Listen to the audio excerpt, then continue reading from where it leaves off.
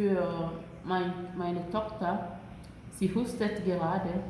Was habe ich gebraucht? Ich habe Honig gebraucht und Zitrone und ein bisschen Wasser. Wasser haben wir doch überall.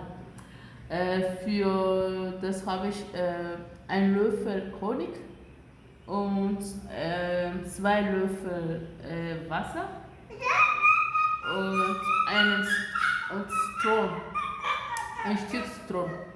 Man muss es einfach pressen, erstmal schneiden, das ist verständlich, einfach schneiden, das pressen und mit Honig und Wasser mischen und es schaut so aus.